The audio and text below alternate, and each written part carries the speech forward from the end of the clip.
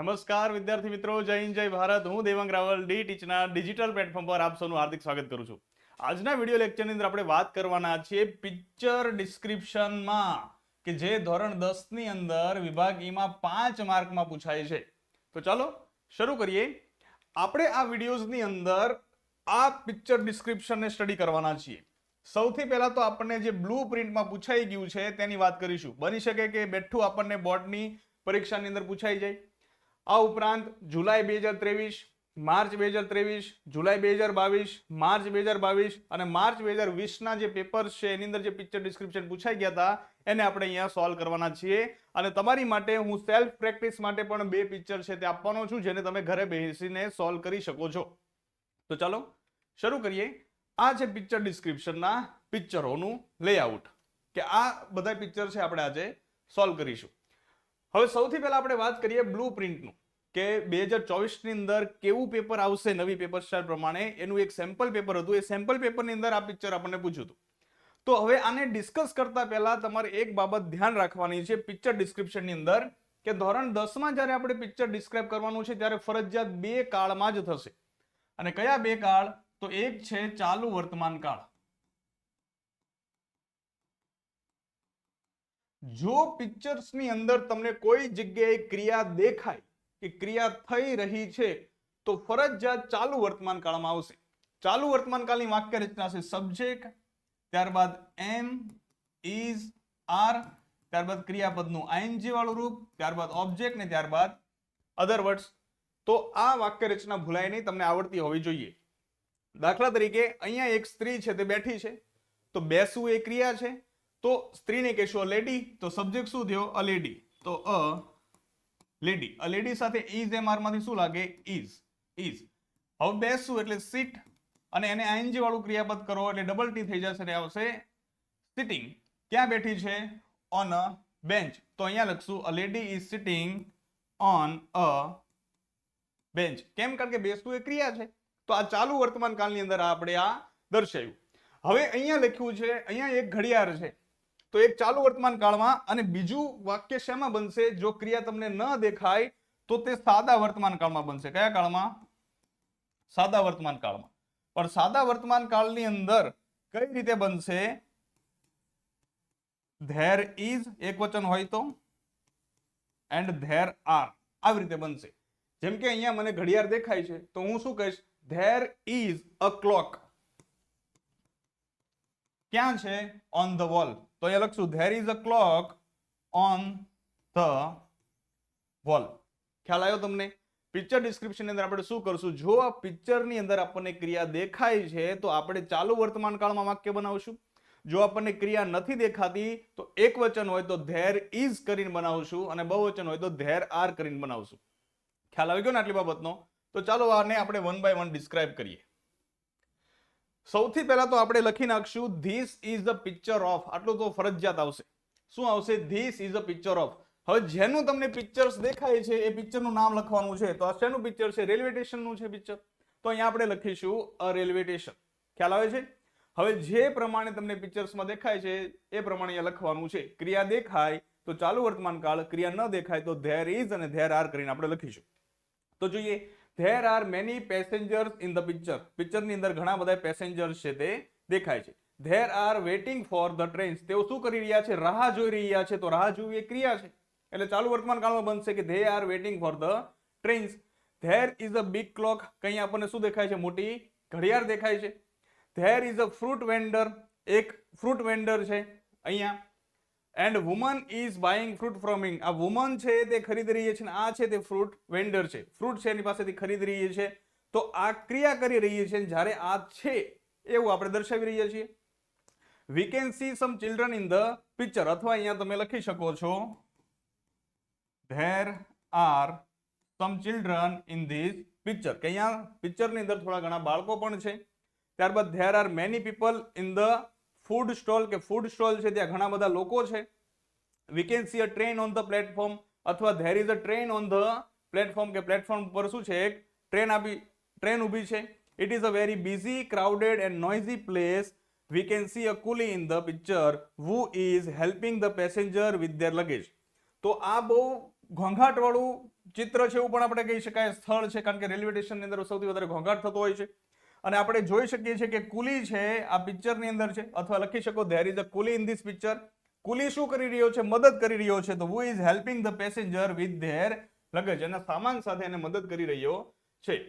તો આવી રીતે આપણે પિક્ચર ડિસ્ક્રાઇબ છે તે કરી શકશું. જો તમને ક્રિયા દેખાય તો ચાલુ વર્તમાન કાળ, ક્રિયા ન દેખાય તો તમારે કરવાનું છે ધેર ઇઝ અને ધેર આર કરી. ખ્યાલ આવી ગયો ને? આગળ વાત કરીએ. અહીંયા આપ્યું છે જુલાઈ 2022 નું પિક્ચર. દેખાય જ છે બધાને? તો કઈ રીતે સોલ્વ કરશું? સૌથી પહેલા this is the picture of a drawing room. આ ડ્રોઈંગ રૂમનું પિક્ચર છે. It is big. આ મોટું છે. તમને નાનું લાગે તો લખો it is small. There is a furniture in the room. આખા રૂમની અંદર શું છે? ફર્નિચર છે. The woman is knitting sweater. Knitting એટલે ગૂંથવું. જો આ સ્ત્રી શું કરી રહી છે? સ્વેટર ગૂંથી રહી છે. ખ્યાલ આવે છે તમને? કેમ ખબર કેમ પડે સર સ્વેટર છે? કંઈક ગૂંથી રહી છે તો સ્વાભાવિક સ્વેટર જ ગૂંથતી હશે. માની લેવાનું, આપણે ધારી લેવાનું. The main is watching cricket match on the television. અહીંયા જો દેખાય છે ને બેટ્સમેન, તો આ જોઈ રહ્યો છે. શું જોઈ રહ્યો છે? ક્રિકેટ જોઈ રહ્યો છે ટેલિવિઝનની અંદર. There is a round table in the room. કે રૂમની અંદર એક ગોલ ટેબલ આપેલું છે. There R 3 glasses on the table. કે ટેબલ ઉપર 3 ગ્લાસ પડ્યા છે. There R fruits on the table. કે ટેબલ ઉપર ફ્રૂટ્સ પણ પડ્યા છે. There is a magazine on the table. કે ટેબલ ઉપર એક મેગેઝિન પણ પડી છે. ખ્યાલ આવે છે ને? આ કોઈ વસ્તુ ક્રિયા નથી કરતા, તો ધેર ઇઝ અને ધેર આર કરીને આપણે લખી નાખવાનું છે. The cat is sleeping near the TV set. કે બિલાડી છે ત્યાં ટીવી સેટની બાજુમાં સૂઈ રહી છે. There is a beautiful picture on the wall. કે દિવાલ ઉપર મસ્ત મજાનું ચિત્ર આપેલું છે. ભલે આપણને દેખાય નહીં પણ એ મસ્ત મજાનું હશે તો લગાડ્યું ને દિવાલ ઉપર. The boy is entering in the room. કે છોકરો છે તે રૂમમાં પ્રવેશી રહ્યો છે. The girl is talking on the phone. છોકરી છે તે ફોનમાં વાત કરી રહી છે. There are many books in the book shelf. કે બુક શેલ્ફ છે એની અંદર ઘણી બધી પુસ્તકો છે તે આપેલી છે, બુક્સો રહેલી છે. There is a flower pot on the book shelf. કે બુક શેલ્ફ છે એની ઉપર શું છે? ફ્લાવર પોટ છે. There is a fan in the room. તો આ બધી બાબતો છે તમે લખી શકો છો. જે બાબત ક્રિયા ન કરતી હોય તો ધેર ઇઝ અને ધેર આર કરીને લખી દેવાનું. જે બાબત ક્રિયા કરતી હોય તો આપણે ચાલુ વર્તમાન કાળમાં લખશું. ખાસ યાદ એ રાખશું કે પોઈન્ટ્સ નહીં પાડીએ. પોઈન્ટ્સ ક્યારે પાડશું નહીં, પેરેગ્રાફ તરીકે જ લખીશું. જો તમે પોઈન્ટ્સ પાડશો તો એને એક પણ માર્ક મળશે નહીં. ખ્યાલ આવી ગયો ને? આગળના પિક્ચરની વાત કરીએ આપણે, કે જે માર્ચ 2023 પૂછાઈ ગયું છે. બની શકે રિપીટ થઈ જાય? તો જોઈએ. This is a picture of a room. There is a big table in the room. કે રૂમની અંદર એક મોટું ટેબલ છે આપેલું છે. There R telephone. કે ત્યાં એક ટેલિફોન પણ છે. અ file, a camera, a wrist watch and a photo frame on the table. કે ટેબલ ઉપર શું છે? ફોટો ફ્રેમ છે, કેમેરા છે, ફાઇલ છે, એક અહીંયા ઘડિયાળ પણ છે. જો તમારે વધારે વાક્યો બનાવવા હોય તો there is a wrist watch on the table, there is a photo frame on the table, there is a file on the table, there is a camera on the table, there is a telephone on the table. આવી રીતે લખી નાખવાનું. ખ્યાલ આવે છે ને? પણ combine the sentence કન્જક્શનનો ઉપયોગ કરતા આવડતું હોય તો અલ્પવિરામ મૂકીને મસ્ત મજાનું વાક્ય બનાવી શકો છો. હવે અહીંયા શું છે કે one of the drawer of the table is open and it's empty. કે ટેબલનું એક ખાનું છે તે ખુલ્લું છે, પાછું કેવું છે? ખાલી છે. There is a chair in the room. કે રૂમની અંદર એક ચેર પણ આપેલી છે, અહીંયા પણ છે તો 2 ચેર લખી શકો. The door of the room is open and a cat is jumping upon the table.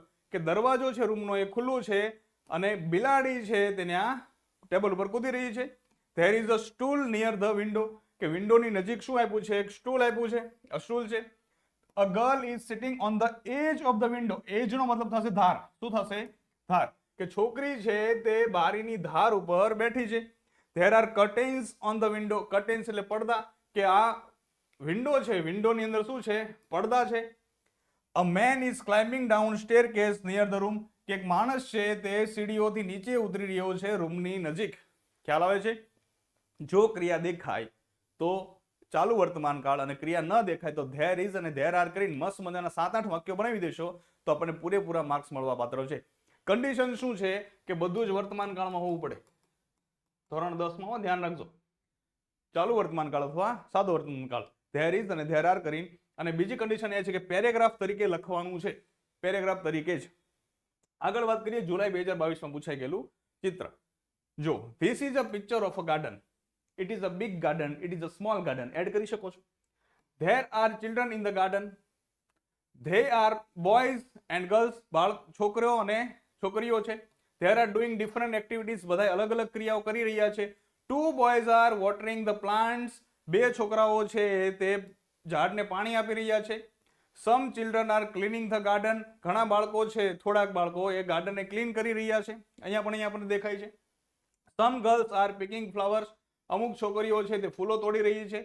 Sum R planting the sapling. સેપલિંગનો મતલબ થાય રોપા. શું થશે? રોપા. આપણે રોપો ઉગાડીએ ને તે. તો એક છોકરી છે શું કરી છે? રોપો ઉગાડી રહી છે, વાવી રહી છે. A boy is cutting the extra branches of the plants. કે એક છોકરો છે તે પ્લાન્ટ્સની છોડની એક્સ્ટ્રા બ્રાન્ચીસ છે, વધારાની ડાળખીઓને કાપી રહ્યો છે.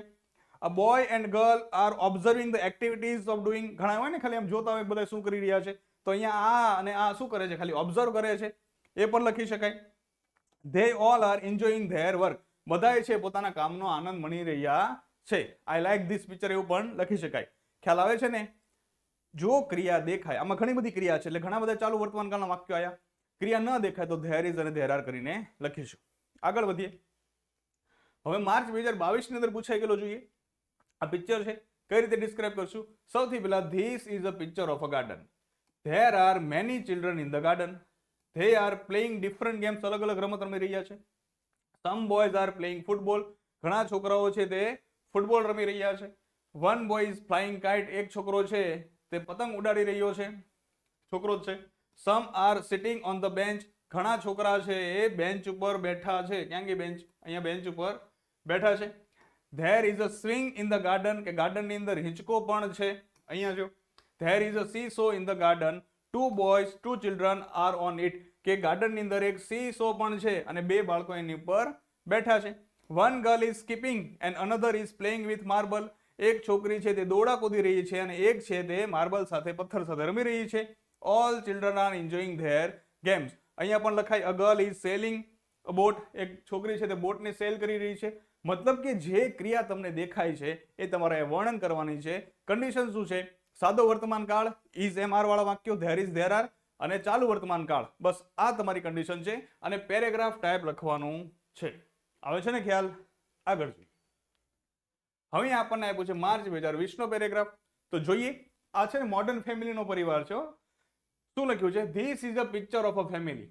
અથવા તમે લખી શકો મોડર્ન ફેમિલી, કારણ કે મોડર્ન ફેમિલીની અંદર બધા શું મોબાઈલમાં જ બેઠા હોય, કોઈ પાસે ટાઈમ જ નથી. આ પૂછાય છે તમને. There are 4 person in it. કે આ પિક્ચરની અંદર કેટલા લોકો છે? 4. There are father, mother, son and daughter. કે અહીંયા ફાધર છે, મધર છે, સન છે અને ડોટર છે. The parents are sitting on the sofa. માતા પિતા છે તે સોફા ઉપર બેઠા છે. The boy is sitting on the floor. છોકરો છે તે ફ્લોર ઉપર બેઠો છે. The girl is sitting on the chair. છોકરી છે તે ખુરશી ઉપર બેઠી છે. There is a carpet on the floor. Floor ઉપર કાર્પેટ પાથરેલો છે. છે ને? અહીંયા દેખાય છે કાર્પેટ પાથરેલું છે. There is a teapoy. જો આ સ્પેલિંગ યાદ રાખજો ટીપોયનો. TPOY teapoy. ત્યાં એક ટીપોય પણ છે ઇન ધ રૂમ.